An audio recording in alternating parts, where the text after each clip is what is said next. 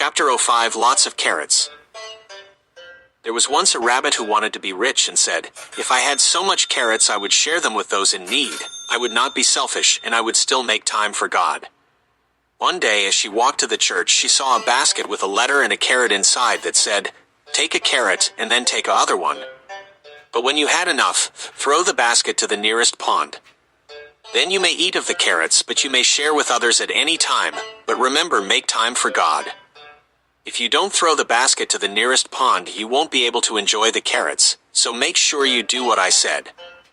As she took the carrot that was in the basket, she saw that a other would appear.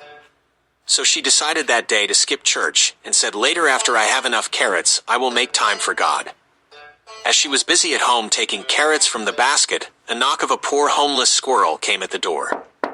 "Miss Rabbit, can today you spare me a carrot? I am very hungry, and you always there as a friend to help those who are hungry, even me." Where in response Miss Rabbit answered, "Not today, I haven't gone to the market to buy not even a carrot for me. But maybe a other day you may come, now leave."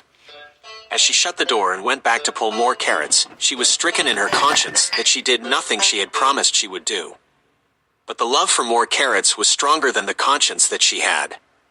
So that day, pulling carrots from the basket, she herself did not eat, and sleep went away from her eyes. She was selfish and cruel.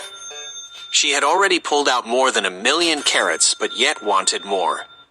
But again her conscience started to bother her, this time stronger than before, and she said, "I need to throw the basket in the pond, for I have enough, and I need to do what I said." So going to the pond, she threw the basket, but part of her not wanting to let go, she fell in the pond with the basket. And then she was drowning. Mr. Squirrel saw her from afar, and ran and jumped in the water to save her, and told her to let go of the basket, for I can only save you. But she said, "I need the basket as well." In response he said again, "I can only save you." At hearing this, she let go.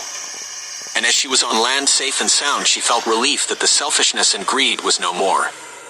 So she invited Mr. Squirrel and many others to have a feast with all the carrots that she had. Then they all went to church as she promised she would. So the moral of the story is, keep your promises, remember not to be selfish, and make time for God when all your prayers are answered, so it won't be a curse instead of a blessing.